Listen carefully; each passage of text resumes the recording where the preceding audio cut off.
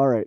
I wanted to take an opportunity today while I'm up here in this beautiful location, just waiting around. Up here with a company that we've worked with in the past. They're just doing some shooting for some of their new lineups, 10 Trees, new swag. And so I thought I'd take the opportunity, since I'm sitting here anyways, and talk a little bit about some of the misconceptions that people have surrounding flying helicopters. So one of the things I constantly hear from people is, um, should I go to university first, get a degree, and then should I become a helicopter pilot afterwards? I've always wanted to be a helicopter pilot. That's my dream, but should I start with getting a degree? Um, Obviously, that's a personal choice, and each person has to answer that individually. However, um, it should be looked at, in my opinion, as helicopter flying is not a backup or a secondary career, or you don't need a backup career outside of helicopters to make sure that if this doesn't work out, you have a backup. So, helicopter career is a fantastic career. Um, Once you get into it, once you become a pilot and you have some experience under your belt, it's a very good paying career. It's a very enjoyable career, as you can see. Locations you get to go to like this are absolutely amazing. Um, but it does take some concerted effort to get there. So I'd be lying to you if I said, go to school and you'll be making good money right off the bat. That obviously is, something to really think about before you get into it. It will take you a few years to get to the point where it is a career that pays well. Um, so what I usually tell anybody that asks me about it, I say, plan kind of a 4 to 5 year career plan to get to the point where you're, flying all the time, you're getting paid quite decently, and it becomes quite an enjoyable career at that point. However, you know, plan on that 4 to 5 years, and that will give you time to make sure that you choose a school that works for you. Um, Once you've done your training, then you will have to work for a company, typically as a position called ground crew for a period of time. So what that period of time looks like really comes down to which company it is that you got hired with, how quick of a road and a path they have to get you flying. So, if you kind of bank on a couple years to really get into the seat, that should be a sufficient amount of time, no matter what company or what path you're going to get into the pilot seat on a bit more of a regular basis. So now you're about 2.5 years or so into your career, and then if you plan another kind of year and a half to 2.5 years till you get to that, call that magic 1,000 hours, where all of a sudden now you're able to get a lot more responsibility, work in a lot more different sectors. So that gets you to that 4 to 5 year mark to be really employable for almost any area of the industry. That's obviously in Canada. I can't speak for other countries. Other countries may have a different road, but here in Canada, the road doesn't involve, like in a lot of countries, you'll start out, get your commercial license, get your flight instructor rating, work as a flight instructor for a couple of years, build some hours, and then start your career. Whereas here in Canada, instructing would be something that you would think of down the road a bit once you have some experience, because you need a minimum 250 hours to start instructing in Canada, which obviously is a nice thing, because it means that your instructors you're flying with will have more experience than obviously in some areas where the experience requirement is lower. So big advantage for the student, makes it a little bit more tricky as a new pilot to get your start, but overall it obviously works. The industry is full of pilots who have started out at 100 hours. So that's the first big myth that a lot of people have around flying is, you know, career path and what to do first. Um, Here's another one. So this is probably not as common, but a lot of people think that with a helicopter, if your engine quits, that you fall to the ground, and you're like an airplane, you can glide to the ground. It's much safer. Helicopter, if you lose your engine, you're done. Funny enough, that's actually not true at all. We practice something called autorotations all the time. So autorotations is something you would do if your engine failed. As the helicopter starts to fall through the air, it actually glides.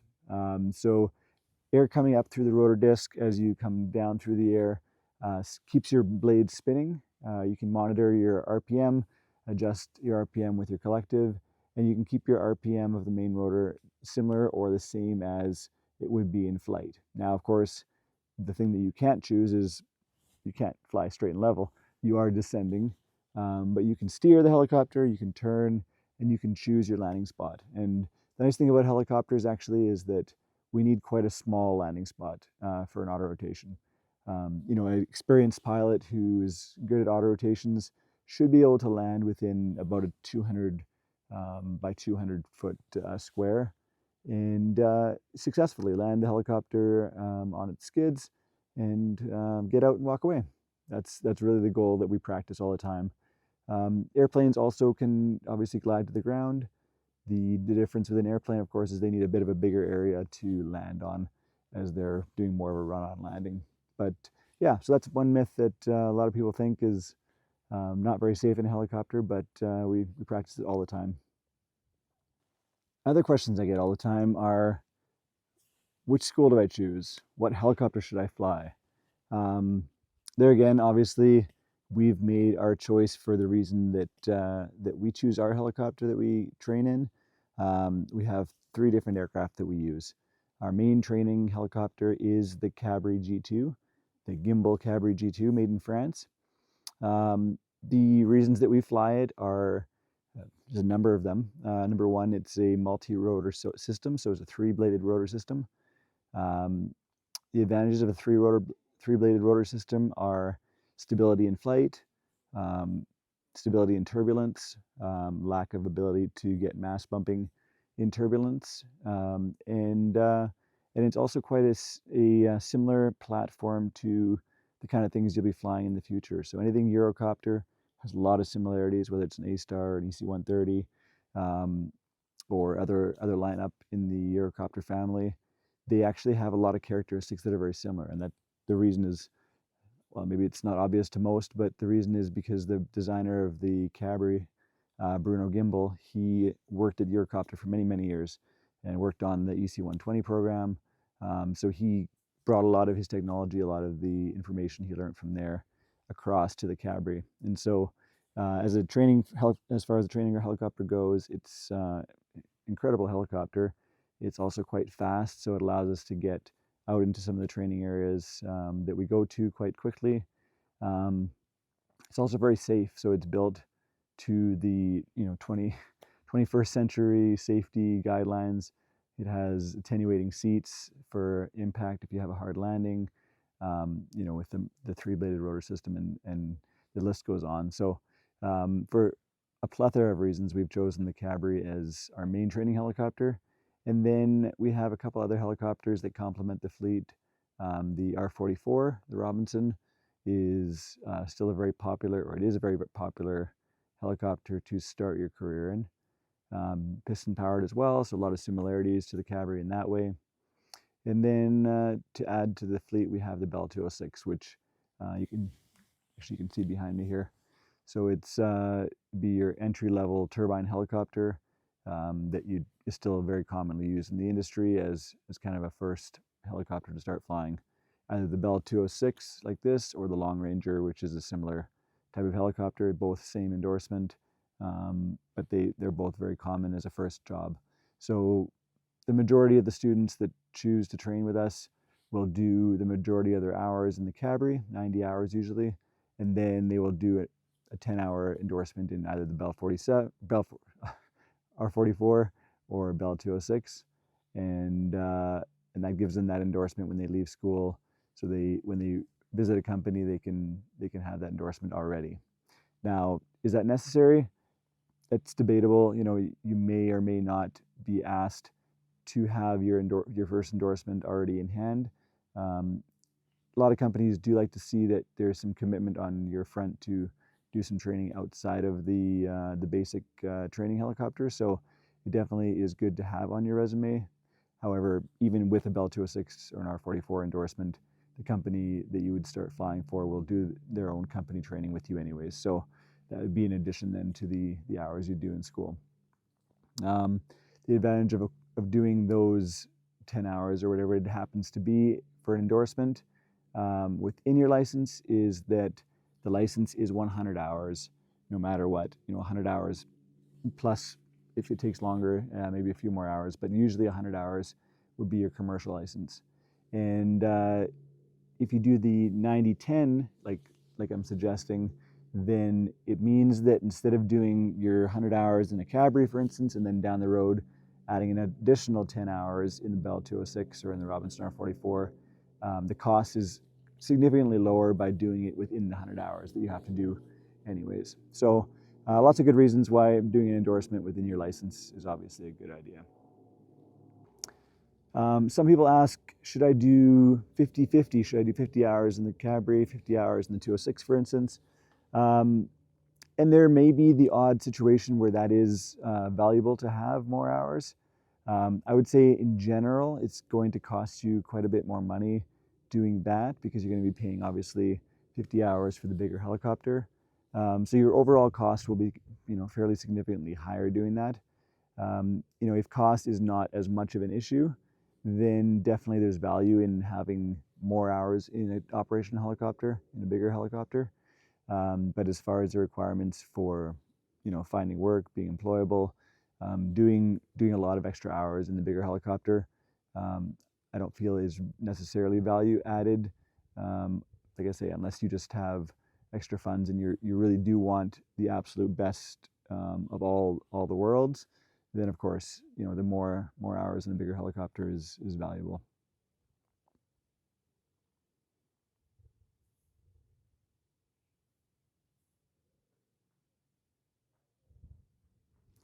And for those of you that are wondering, what does it cost to get a commercial license nowadays? You're looking at about 80,000, plus or minus a little bit, depending on, like I say, endorsements, that kind of thing. And that includes, everything that you'd be looking to do. So that's your ground school, that's your flying hours, your instructor hours. There's no hidden fees in there. That's everything up front. Obviously, like I say, if you're doing more hours in a turbine or something bigger, that'll change that number. But the kind of the baseline cost of the course is about $80,000 right now. Subject to change, it does go up a little bit every year, but just as a baseline, that gives you an idea. All right, here's one that I get asked all the time, and the reason it's a logical question. A lot of countries, U.S., Europe, most other countries, they do their license system a little bit different than Canada. So in most countries, you would start by doing a private license helicopter. Once you've completed the private license, you would time build to a certain point, depending on the country and the requirements, and then you would begin your commercial license after that. So a lot of people ask me, do I have to do my private license first? And that the reason is because most places you look, most sources you will look at, that is the process that you would be told to do. Now in Canada, it's unique. Obviously, you could do a private license first, and then later upgrade to a commercial license. However, in Canada, you can begin right from day one with a commercial license in mind. And what that means is that when you start, you would be working towards a 100-hour commercial license. The advantage of doing it this way, of course, is that the cost is lower and it's less work as well. Because if you think about it, if you do a private license, you'll do ground school for private license, you'll be doing a written test for the private license, and then you'll be doing a flight test. Plus, it takes a minimum of 45 hours to do a private license, typically more like 50. Once you've completed the private license, then if you decide, hey, now I want to upgrade to my commercial license, it's now an additional 60 hours minimum on top of that of flying. You have to do more ground school, you have to do another written test, and then you have to do another flight test. So you're doubling up on everything, really. Whereas if you do a commercial license from the start, you would do 80 hours of ground school minimum, you would be doing your written test and then your flight test at the end, and 100 hours of flying. And typically, for most people, 100 hours is sufficient to meet all the requirements. So that's why Canada is unique, and that's why it's not a silly question. It's just that most countries are different than Canada.